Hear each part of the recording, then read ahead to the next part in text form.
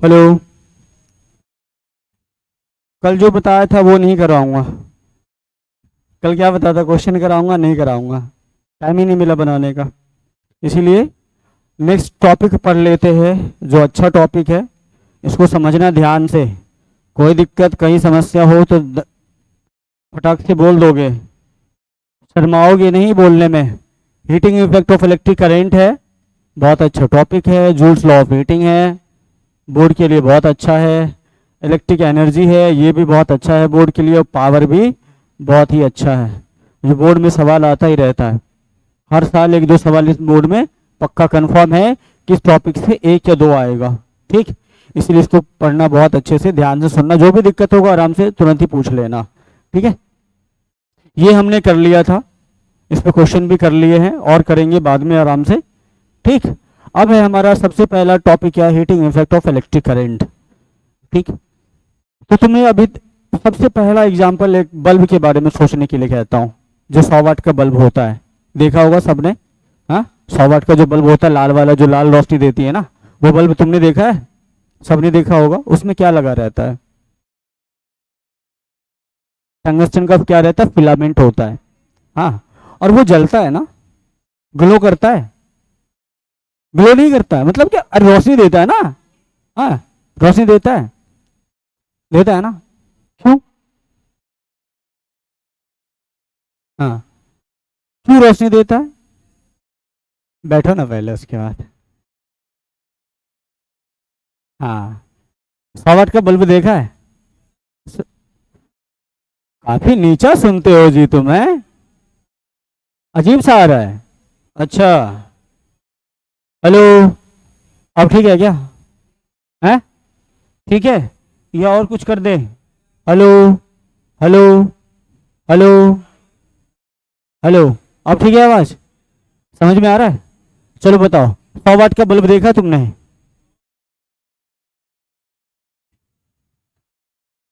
Ball नहीं, bulb, BULB, bulb.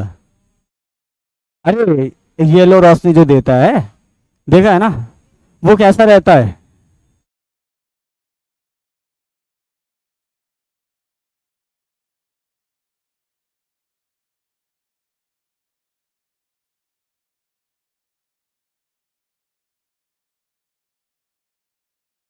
इस type का रहता है क्या? इस टाइप का रहता है ना। और ये येलो क्या करता है, रोशनी देता है। तो मुझे बताओ, ये किसी से कनेक्टेड रहता है? एक पावर सोर्स से कनेक्टेड रहता है, रहता है ना। ये वोल्टेज अप्लाई कर दिया। हम्म, अब जब यहां से करंट इससे फ्लो होता है, करंट फ्लो होने के बाद क्या होता है, इससे करंट क्या होता है, फ्लो होता है। तब जाके क्या होता है, ये ग्लो करता है। हाँ? ये ग्लो करता है, उसके बाद फिर यहां से वापस इसमें आता है, ग्लो करता है। तो मुझे एक बात बताओ, करंट तो इस केबल, इस वायर से भी फ्लो होता है ना। ये ग्लो नहीं करता, लेकिन ये ग्लो करता है, ऐसा क्यों है? उसका रेसिस्टेंस रहता है। ठीक है, जितने भी इलेक्ट्रिकल इक्विपमेंट्स लगे रहते हैं, उसका कुछ ना कुछ रेसिस्टेंस होता है। उस रेसिस्टेंस के कारण से क्या होता है, ये ग्लो करता है। ठीक है, अब ये ग्लो करता है तो उसके पीछे का रीजन देखो तुम। एक बल्ब जब तुमने देखा होगा वाइट, वो 100 वाट का, तुम उसके पास जाओगे तो तुमको ज्यादा हीट महसूस होता है, लग रहा है कि गर्म ज्यादा हो गया है, ऐसा कुछ होता है, हीटअप होता है ना वो। हीटअप क्यों होता है? क्योंकि ये ग्लो कर रहा होता है। ठीक है, इसमें हीट एनर्जी इंट्रोड्यूस हो जाता है। जब यहाँ से करंट फ्लो होता है तो इसमें क्या होता है, हीट प्रोड्यूस होता है। और हीट जब प्रोड्यूस होता है, तुमने देखा होगा वहां पर लाइट भी क्या होता है, प्रोड्यूस होता है। जब हम किसी लकड़ी को जलाते हैं, जलने के बाद क्या होता है, हीट भी प्रोड्यूस होता है, लाइट भी प्रोड्यूस होता है। हम किसी मेटल को गर्म करते हैं, गर्म करने के बाद क्या होता है, वो जैसे जैसे वो गर्म होगा वैसे वैसे क्या होता है, लाल होता है, और वहां से भी रोशनी निकलती है। हाँ, हीट एंड लाइट दोनों क्या होता है, वहां से निकल रही होती है। तो उसी तरह यहाँ से जब हम किसी पावर सोर्स से, किसी बैटरी से क्या करते हैं, किसी रेसिस्टर को जोड़ते हैं ना, तो वो क्या होता है, धीरे धीरे हीट प्रोड्यूस होता है। वही हीट एनर्जी के रूप में क्या क्या होता है, यहाँ से हीट और लाइट एनर्जी के रूप में यहाँ से निकल रहा होता है। तो ये जो पावर सोर्स है, आखिर इसको क्या दिया कि ये हीट एनर्जी में प्रोड्यूस हो गया? बैटरी क्या देता है? बैटरी कौन सी एनर्जी देता है? इलेक्ट्रिकल एनर्जी देता है।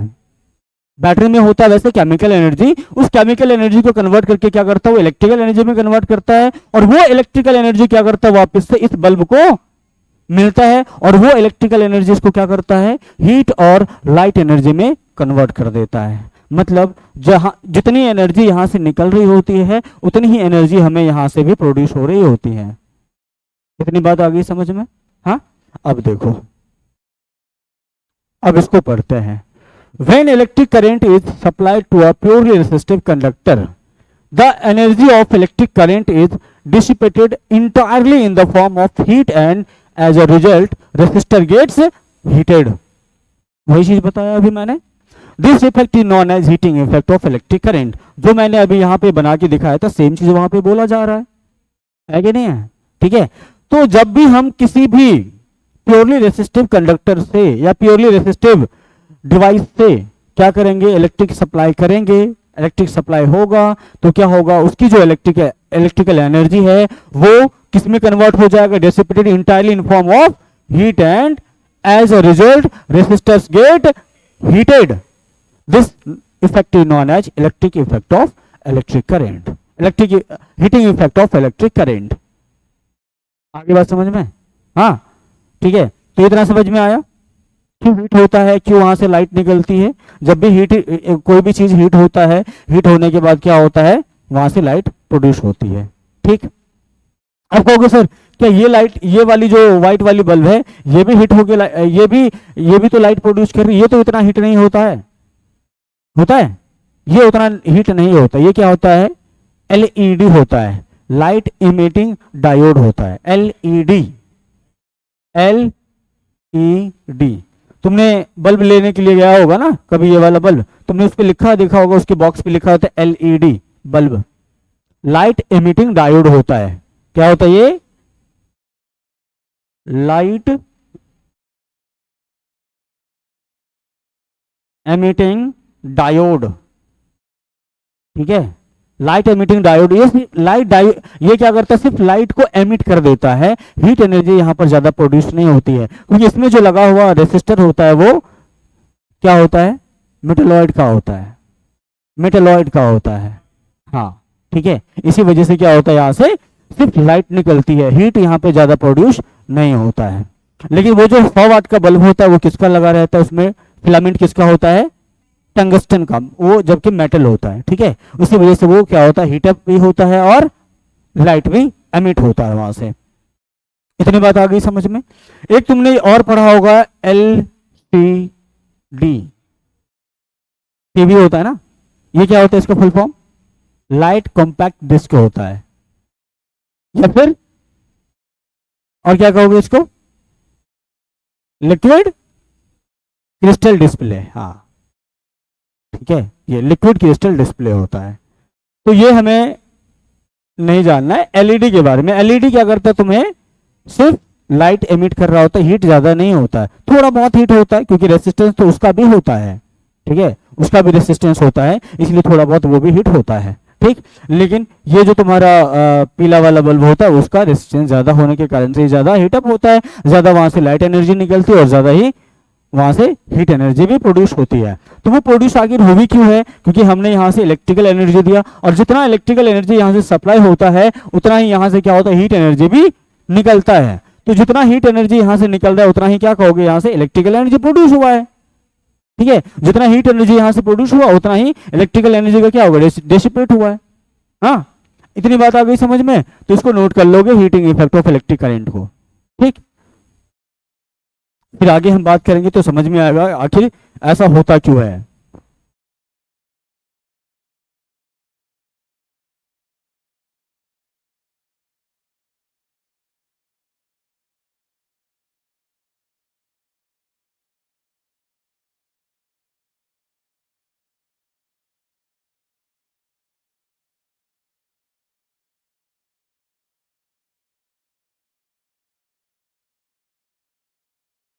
तुम लोग आगे वाला बेंच छोड़ के पीछे में क्यों बैठते हो? कोई खास रीजन? ये छोटा है, ये हिलता है। अच्छा अच्छा, तो इसको पीछे कर दिया करो। अच्छा मैं करवा देता हूँ इसको, कल पीछे इसको करवा दूंगा ना, यहाँ पे जल्दी कोई बैठता भी नहीं है वैसे।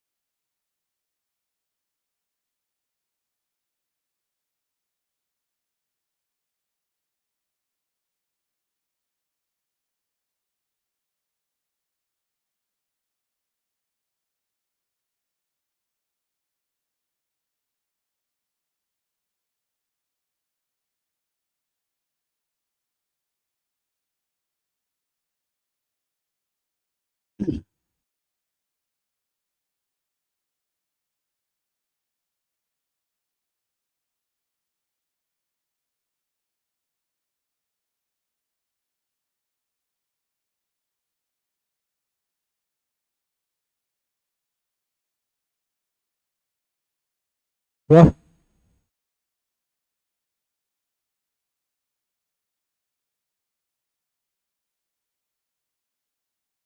अक्षत लिख नहीं रहे हो?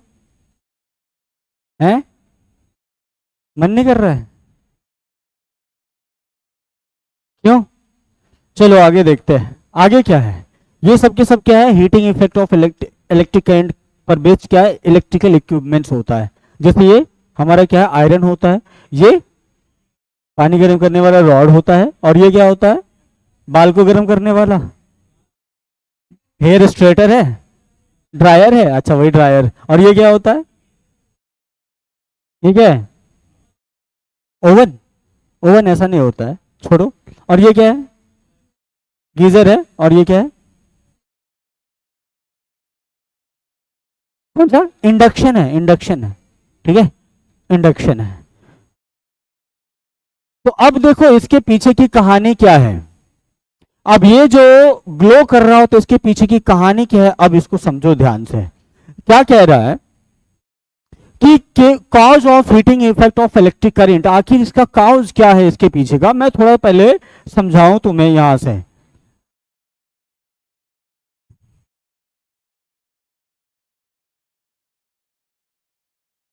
अब देखो इसको, मान लो कि ये एक रेसिस्टर, मैं इसको थोड़ा जूम करके दिखाता हूं, ठीक है। ये एक रेसिस्टर है और ये किसी बैटरी सोर्स से जुड़ा हुआ है, पावर सोर्स से यहां से जुड़ा हुआ है। ये हीट क्यों होता है, ठीक है, इसको समझने की अब कोशिश करना है। यहां पोटेंशियल ड्रॉप भी लगाया, अब यहां से क्या होगा, करंट फ्लो होगा, इस डायरेक्शन में होगा। इलेक्ट्रॉन का फ्लो किधर से किधर होगा, नेगेटिव टू पॉजिटिव होगा, इधर से क्या होगा, इलेक्ट्रॉन का फ्लो होगा,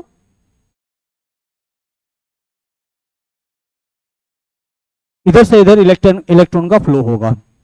अगर मान लो इसका कुछ रेसिस्टेंस है, तो रेसिस्टेंस कहने का क्या मतलब होता है कि ये चार्जेस के फ्लो को क्या करेगा, अपोज करेगा, अपोज करेगा। अपोज होता क्यों है ये बताया था स्टार्टिंग में, क्यों अपोज होता है, क्या होता है इसका, इसमें क्या होता है, इस इलेक्ट्रॉन्स का इस मेटल आयन के साथ, जिस मेटल का वो रेसिस्टर होता है उस मेटल के आयन के साथ इसका क्या होता है, कॉलिजन होता है, ठीक है। जब कॉलिजन होगा किसी भी चीज का, अगर बार बार कॉलिजन हो रहा होता है तो उसकी हीट एनर्जी क्या होती है, बढ़ जाती है, ठीक है। जब कॉलिजन होगा इस इलेक्ट्रॉन का इस मेटल आयन के साथ, मैं मान लो ये वाला क्या करता हूं, मेटल आयन बना देता हूं इसके अंदर। ये क्या है, इसके मेटल आयन है बड़े पास पास रहते हैं ये भाई साहब।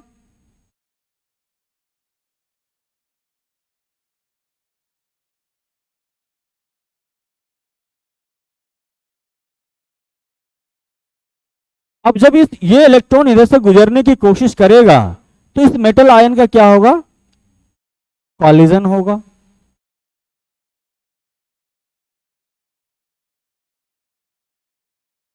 ठीक है। अब ये एंटर करेगा इसके अंदर, जैसे ये एंटर करेगा तो वैसे ही क्या होगा, मेटल आयंस इसको क्या करेगा, रेसिस्ट करेगा, अपोज करेगा इसके मोशन को, तो बार बार क्या होगा, कॉलिजन होगा, ठीक है। बार बार जब कॉलिजन होगा तो कॉलिजन होने के साथ साथ क्या होगा, इसकी हीट एनर्जी बढ़ जाएगी, ठीक है। जैसे तुमने देखा होगा कभी कभी जब एक्सीडेंट वगैरह होता है ना रोड पे, एक्सीडेंट होने के बाद तुमने देखा कभी कभी उसके फ्रिक्शन से क्या होता है, गाड़ियों में आग लग जाती है, होता है ना, बार बार कॉलिजन होता है, कॉलिजन होने के बाद क्या होता है, आग पकड़ लेता है।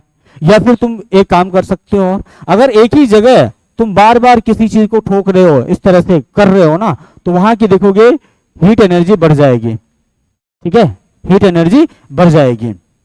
या फिर रब करो, रब करने से भी क्या होता है, हीट एनर्जी बढ़ जाती है। ठंडी के मौसम में ज्यादा काम आता है इस तरह से हिलाना, इस तरह से तुम हाथ को रब कर रहे हो तो इससे क्या होता है, ज्यादा हीट एनर्जी इंट्रोड्यूस हो जाता है और हमें थोड़ा सा राहत जैसा महसूस होता है। तो जैसे ये क्या होता है, इलेक्ट्रॉन्स इसके अंदर में अंदर आता है, इसका कॉलिजन होना हर मेटल आयन के साथ स्टार्ट हो जाता है।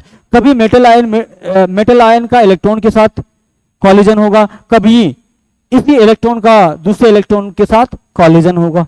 इस कॉलिजन, इतने सारे कॉलिजन होने के कारण से क्या होता है, इसकी हीट एनर्जी बढ़ जाती है। और हीट एनर्जी जैसी मेटल का बढ़ेगा तो मेटल क्या करना चाहता है, मेटल का क्या होता है, मेल्ट करेगा। हीट करोगे तो मेटल क्या करेगा, मेल्ट करेगा तो धीरे धीरे क्या होगा, इसकी जो ये ग्लो करना स्टार्ट कर देता है, वो रेड होना स्टार्ट हो जाता है, या फिर मेटल का जो कलर है वो कलर शो करना स्टार्ट कर देता है, ठीक है। तो जैसे ही हम क्या करते हैं, यहां से इलेक्ट्रॉन्स को भेजते हैं, यहां से करंट सप्लाई करते हैं, तो सप्लाई होने के बाद ये क्या होता है, यहां पर कॉलिजन होता है। कॉलिजन होने के साथ साथ क्या होता है, इसकी हीट एनर्जी बढ़ जाती है। और हीट एनर्जी जो बढ़ेगी वो हीट एनर्जी क्या होगा, यहां से अगर मान लो ये बल्ब है तो ये ग्लो करेगा, बल्ब है तो ये क्या करेगा, ग्लो करेगा। तो जितनी हीट एनर्जी यहां से निकल रही होती है उतने ही हमने क्या करा, यहां से इलेक्ट्रिकल एनर्जी भी सप्लाई किया होता है।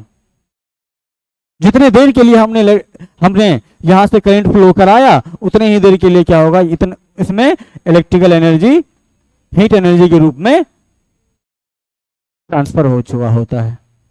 इतनी बात आ गई समझ में। तो वही चीज यहां पर बताना चाह रहा है कि cause of heating effect of electric current क्या होता है। Electric current generates heat to overcome the resistance offered by the conductor through which it passes, ठीक है। तो यहां पर क्या कह रहा है कि electric current generates heat to overcome the resistance offered by the conductor through which it passes, जिससे वो पास हो रहा होता है। जैसे यहां पर देख लो, ये मेटल आयन है, ये सारे के सारे रेड वाला क्या है, मेटल आयन है, और ये क्या है, फ्री इलेक्ट्रॉन्स है जो मूव करेगा। तो जैसे यहां से हम क्या करेंगे, पावर सोर्स से इसको जोड़ेंगे, वैसे ये इलेक्ट्रॉन्स भी क्या करेगा, अभी इधर उधर कॉलिजन कर रहा है, उसके बाद क्या करेगा, ये एक इस डायरेक्शन में आने की कोशिश करेगा। इस डायरेक्शन में आने की कोशिश जब करेगा तो हो सकता है ये इससे यहां आके टकरा जाए, हो सकता है ये इससे भी टकरा जाए, ये इधर आके टकराएगा, कहीं ना कहीं इसका कॉलिजन होना स्टार्ट हो जाएगा। और जैसे जैसे कॉलिजन होगा वैसे वैसे क्या होगा, ये हीटअप होना शुरू हो जाएगा, और हीट होगा तो वहां से लाइट एनर्जी भी निकल जाएगी। इतनी बात आ गई समझ में। Actually in purely resistive circuits the kinetic energy positive by the moving free electrons turns into heat when free electrons collided with atoms in the conductor। जो इलेक्ट्रॉन पास हो रहा होता है बहुत हाई स्पीड से पास हो रहा होता है, ठीक है, और वो उसकी जब हाई स्पीड से पास हो रहा होता है तो समझ लो उसकी काइनेटिक एनर्जी क्या होगी, बहुत ज्यादा रहती है। काइनेटिक एनर्जी का फॉर्मूला पता है क्या, किसी को याद है, half M V square, half M V square. यहां पर ये क्या होता है, मास होता है, और ये क्या होता है, वेलोसिटी होता है, ठीक है, ये वेलोसिटी होता है काइनेटिक एनर्जी का, ठीक। अब हमें पता है कि इलेक्ट्रॉन का मास भी होता है, और इलेक्ट्रॉन क्या होता है, हाई स्पीड से ट्रैवल भी कर रहा होता है, तो उसकी काइनेटिक एनर्जी होगी, सारे इलेक्ट्रॉन्स की कुछ ना कुछ काइनेटिक एनर्जी होगी। अब ये काइनेटिक एनर्जी क्या करेगा, कॉलिजन करेगा, कॉलिजन करने के कारण से क्या होता है, वो हीट एनर्जी में कन्वर्ट हो जाता है, ठीक है। आगे बात समझ में, वही यहां पर कह रहा है actually in purely resistive circuits. Purely resistive circuit कहने का मतलब है कि जिस उस सर्किट में कुछ रेसिस्टेंस जुड़ा, मतलब कुछ कोई रेसिस्टर ऐसा है जो जुड़ा हुआ है, ठीक है, कोई रेसिस्टर है जो जुड़ा हुआ है, नहीं तो सीधा एक तार जोड़ दो आराम से वो चल जाएगा। लेकिन अगर उससे ज्यादा रेसिस्टेंस वाला कोई तुमने उसमें इलेक्ट्रिकल इक्विपमेंट जोड़ दिया है तो वहां से क्या होगा, हीट एनर्जी प्रोड्यूस होगा, ठीक।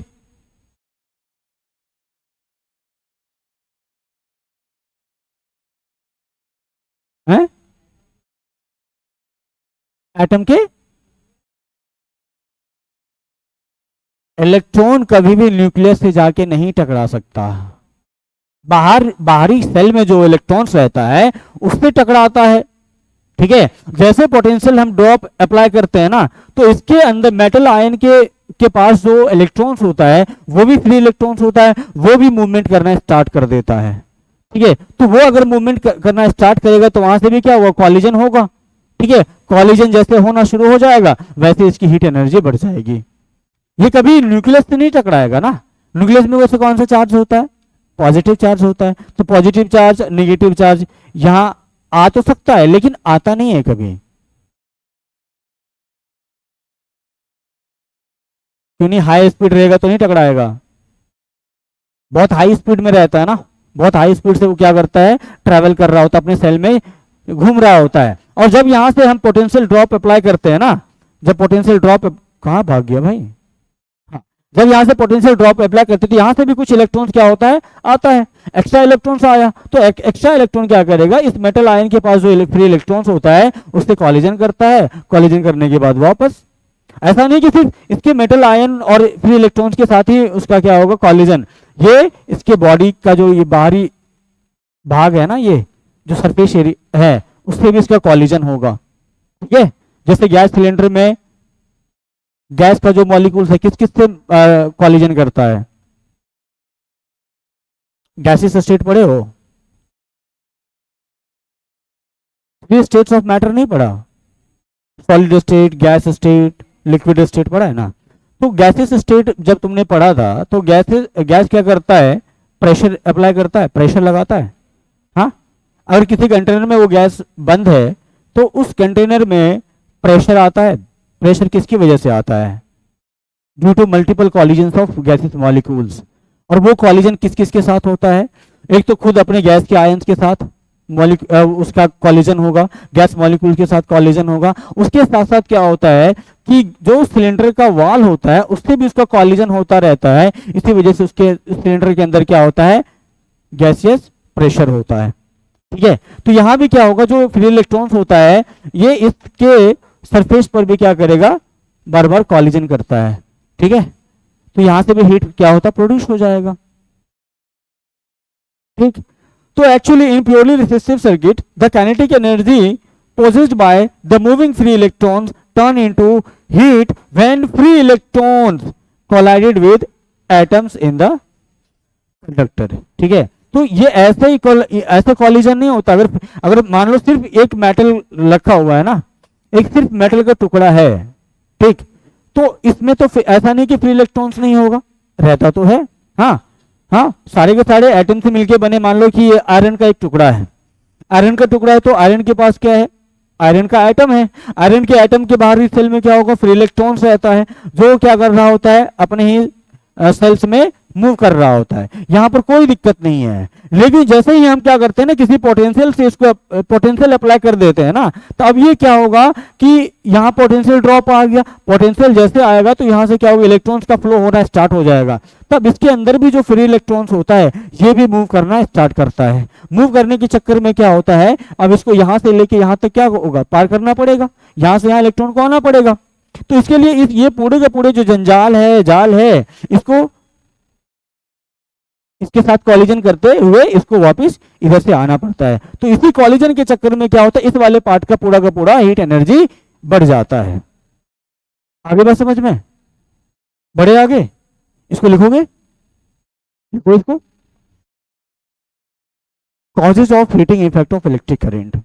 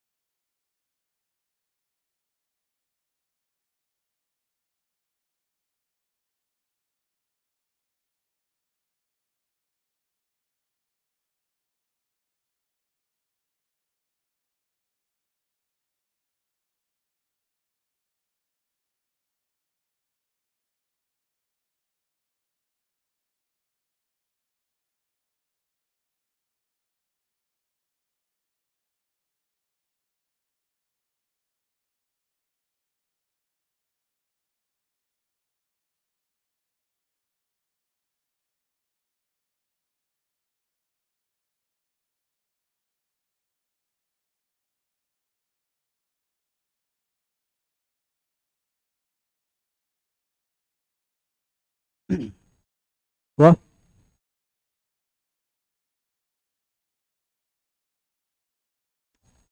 इसको भी बनाओगे क्या? छोड़ दोगे? छोड़ ही देते हैं। चलो। अब है Joule's law of heating. Joules कौन थे बताओ? एक साइंटिस्ट थे। हाँ। हाँ, तो उनका जो लॉ था हीटिंग का वो क्या था? देखो, पढ़ते हैं इसको। कह रहा है कि the effect of electric current due to which heat is produced in a wire when electric current passes through it is called heating effect of electric current। ठीक है। करंट, करंट करंट दो बार लिखा है, और जूल्स लॉ ऑफ हीटिंग, दो बार current है ना। ठीक है। जो क्या है, heating effect of electric current और जूल्स लॉ ऑफ हीटिंग। तो इनका कहना था कि जो भी रेसिस्टर है उससे अगर करंट फ्लो हो रहा है तो वो क्या होगा, वो रेसिस्टर क्या करेगा, हीट प्रोड्यूस करेगा। लेकिन उसके लिए लॉ उनका क्या था देखो। तो उन्होंने कहा था जो हीट प्रोड्यूस होगा वो डायरेक्टली प्रोपोर्शनल किसके होता है, करंट के। ठीक है। करंट के, जितना ज्यादा करंट फ्लो कराओगे, जितना ज्यादा करंट फ्लो कराओगे उसके डायरेक्टली प्रोपोर्शनल, लेकिन स्क्वायर के डायरेक्टली प्रोपोर्शनल होता है। और उसके बाद उन्होंने ये भी कहा कि जितने टाइम तक तुमने उसमें करंट फ्लो कराया उसके भी डायरेक्टली प्रोपोर्शनल होता है। ठीक।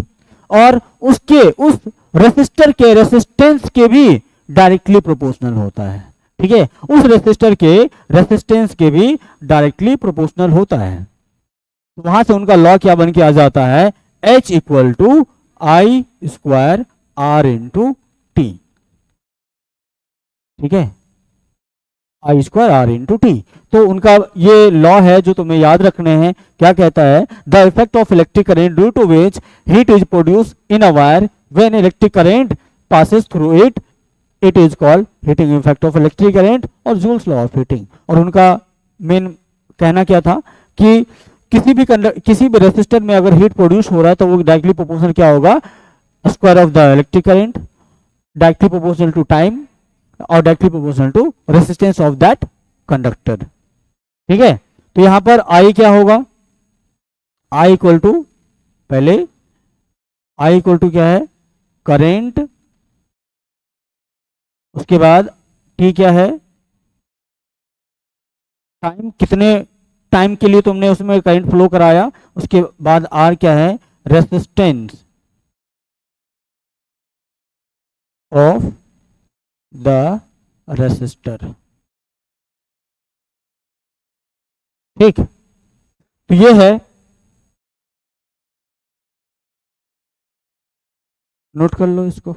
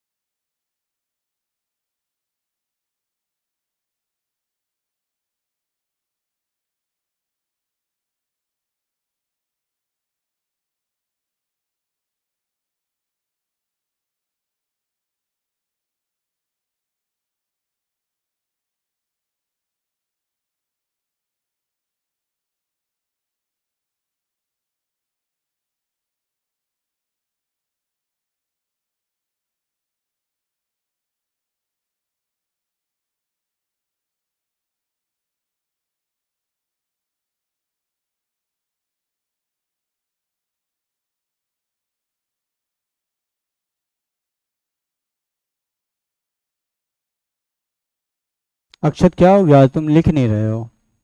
लिख लियो, बड़े फास्ट हो। आयन, लिख रहे हो?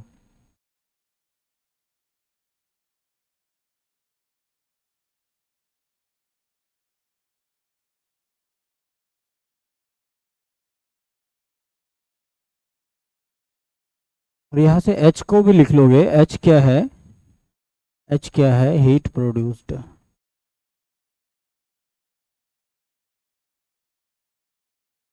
Heat produced.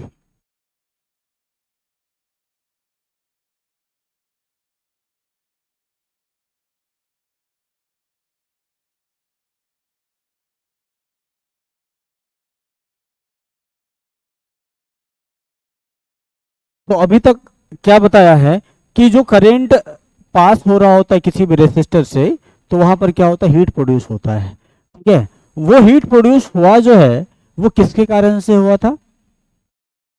करंट से ना। करंट फ्लो के कारण से तो हीट प्रोड्यूस हुआ। तो जितना अमाउंट वहां पर हीट का प्रोड्यूस होता है ना, उतना ही क्या होता है? Electrical energy produce, electrical energy का क्या होता है? खपत होता है। जितना एनर्जी वहां पर क्या हुआ, यहाँ से रिलीज हुआ बल्ब से, उतना ही क्या हो रहा होता है उस टाइम पे? इलेक्ट्रिकल एनर्जी का खपत हुआ है। और वही इलेक्ट्रिकल एनर्जी का खपत क्या होता है? आई स्क्वायर आर टी होता है। और इतना ही अमाउंट में क्या होता है? हीट एनर्जी प्रोड्यूस होता है वहां पे। उल्टा समझ लो। ठीक है, तो आगे देखो हम क्या पढ़ेंगे। Electrical energy. इलेक्ट्रिकल एनर्जी क्या है तुम एक बार पढ़ो, फिर मैं पढ़ाता हूं। अब मुझे अगर समझा सकते हो तो समझा दो।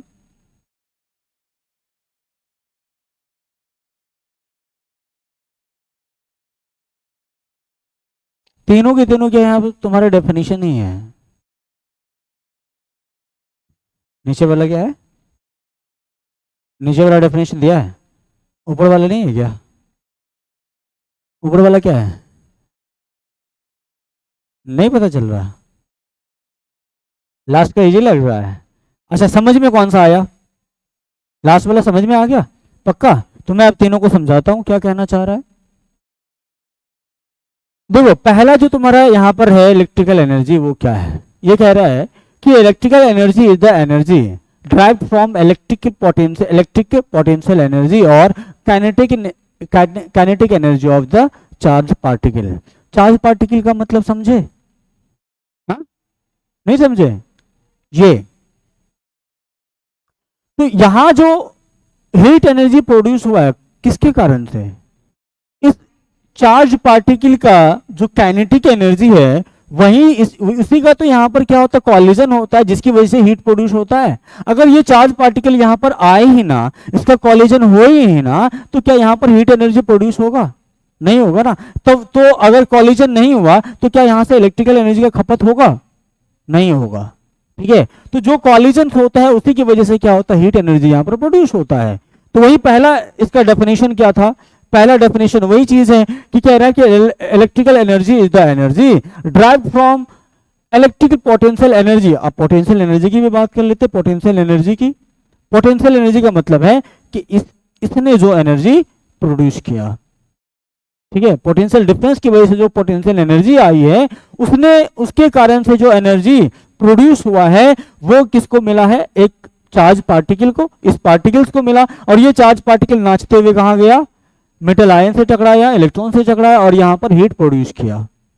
ठीक है, आगे इतनी बात समझ में? तो चलो अगला डेफिनेशन देखते हैं। अगला डेफिनेशन क्या कहता है? अगला डेफिनेशन कह रहा है in general it is refer to as the energy that has been converted from electrical potential energy. तो इसको हम जनरली किस तरह कह सकते हैं कि जो हमने बैटरी लगाई थी उसने क्या किया? एक पोटेंशियल डिफरेंस क्रिएट करा और उसकी वजह से क्या होगा? चार्जेस का फ्लो हुआ और चार्जेस का फ्लो होने के साथ साथ क्या हुआ? वहां पर हीट प्रोड्यूस हुआ। अगर ये पोटेंशियल हमने अप्लाई नहीं किया होता, अगर हमने बैटरी नहीं लगाई होती, क्या उस बल्ब में हीट एनर्जी प्रोड्यूस होता? नहीं होता ना। तो इसीलिए यहां पर डेफिनेशन ये कह रहा है it is refer to as the energy that has been converted from electric potential energy. तो ऐसी एनर्जी जो इलेक्ट्रिक पोटेंशियल एनर्जी के कारण से कन्वर्ट होके हमें मिला है हीट एनर्जी के रूप में, वो क्या है? इलेक्ट्रिकल एनर्जी होता है। आगे बात समझ में? अब तीसरा, तीसरा जो तुम्हारे लिए आसान लगा वो क्या है? We can define electrical energy as the energy generated by the movement of electron from one point to another point. है आसान लगा? आज छोटा सा, ज्यादा लिखा हुआ नहीं है इसीलिए। अरे लिखा हुआ तो कम इसमें है, सेकंड वाले में है, इसका लैंग्वेज अच्छा है ना। We can define electrical energy as the energy generated from the movement of the electron from one point to another point. आसान है, हाँ आसान है ना।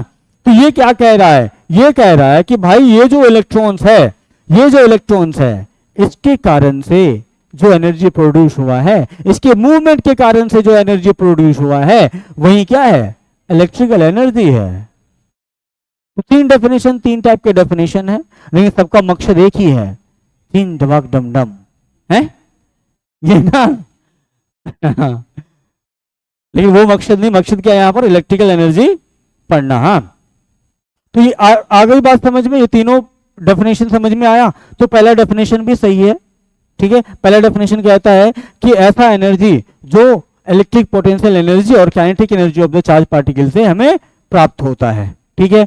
और दूसरा कहता है कि जो भाई ये इलेक्ट्रिकल एनर्जी है वो किसके किसके कन्वर्जन से हुआ है, इलेक्ट्रिक पोटेंशियल एनर्जी के कन्वर्जन से जो हमें एनर्जी मिला है वही क्या है, इलेक्ट्रिकल एनर्जी है। या फिर तीसरा क्या कहता है कि इलेक्ट्रॉन का जो मूवमेंट हुआ है और उसके कारण से जो एनर्जी जनरेट हुआ है वही क्या है, इलेक्ट्रिकल एनर्जी है, ठीक है। तो तीनों डेफिनेशन बहुत अच्छा है, शानदार है, लाजवाब है, तीनों को जबरदस्त है। चलो नोट कर लो फिर।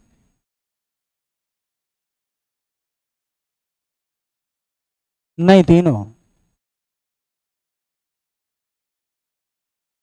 तीनों में से कोई भी एक, तो तीनों याद करना है तुम्हें। अरे कंजूस आदमी जो तुम्हें देखो, यहाँ मकसद ये नहीं है कि चिन डबाक डमडम करना है, तुम्हें इलेक्ट्रिकल एनर्जी को समझना है। तीनों डेफिनेशन तीन तरीके का है और तीनों एक ही चीज समझाता है, इलेक्ट्रिकल एनर्जी, ठीक है। तुमको जो समझ में आए वो समझो, ठीक। अगर किसी में कंफ्यूजन रहता उसको फिर से आके मेरे से समझो, कोई दिक्कत नहीं है, लेकिन समझ में आना चाहिए कि इलेक्ट्रिकल एनर्जी आखिर है क्या। और ये इसको मैंने कॉन्सेप्ट क्या है इसके पीछे का, वो कहानी वो समझा दिया है कि क्यों आखिर ऐसा हो रहा है। कोई समस्या आती है तो दोबारा पूछो।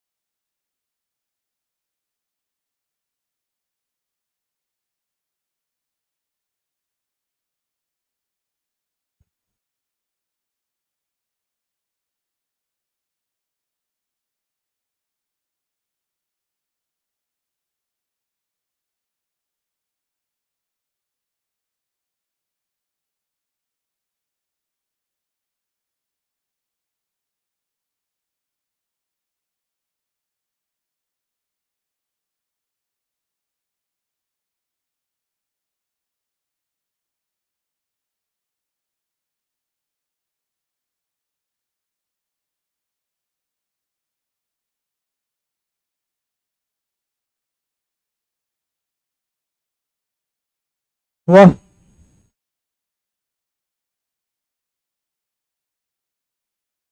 बड़े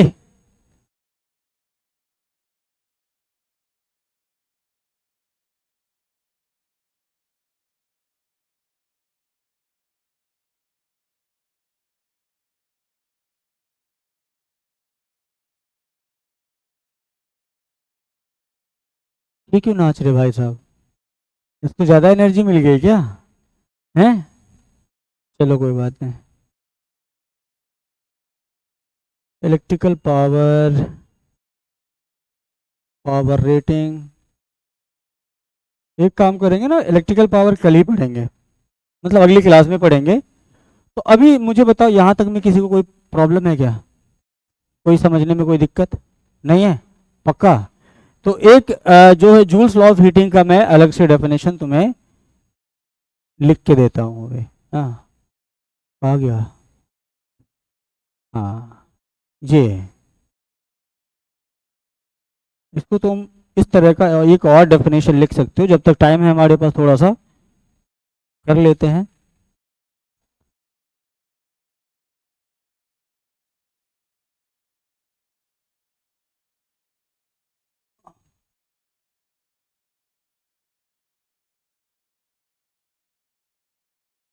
जैसा उन्होंने बोला है ना, उसी के हिसाब से एक डेफिनेशन हम तैयार कर सकते हैं। वो डेफिनेशन क्या हो सकता है?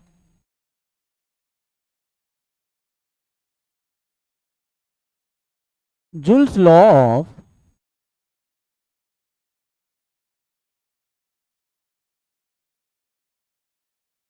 Heating states that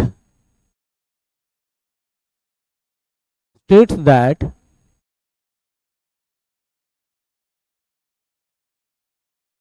heat produced in any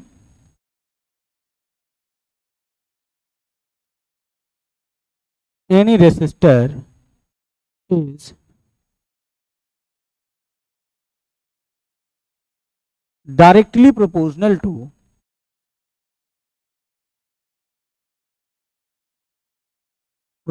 to the current flowing through the resistor. The resistor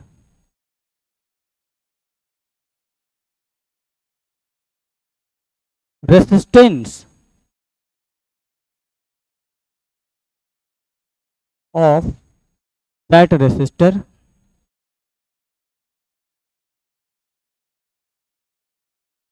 and time of flow of current। ठीक है, ये एक डेफिनेशन हो सकता है। और इसको हम क्या करेंगे, फिर आगे लिखेंगे इस तरह से,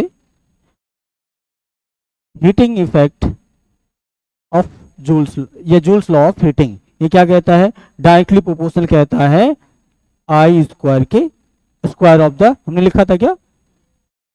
स्क्वायर ऑफ द नहीं लिखा ना? अच्छा एक सेकेंड, इसको to the to square of the square of the, यहाँ नहीं जाएगा, वापस यहाँ पे। ठीक, square of the current flowing through the resistor. ठीक है, उसके बाद डायरेक्टली प्रोपोर्शनल किसके? रेसिस्टेंस, और डायरेक्टली प्रोपोर्शनल किसके? टाइम के। तो यहां से हमारा क्या आ जाएगा? H equal to I square R into T. बस इतना ही हमारा मकसद था। हाँ हाँ, यही मकसद था।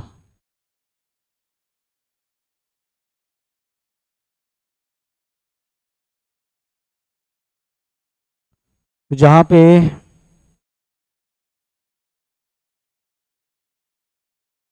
H इक्वल टू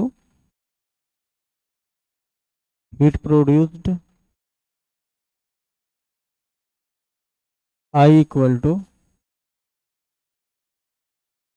करेंट, उसके बाद आर इक्वल टू रेसिस्टेंस, और टी इक्वल टू, बस।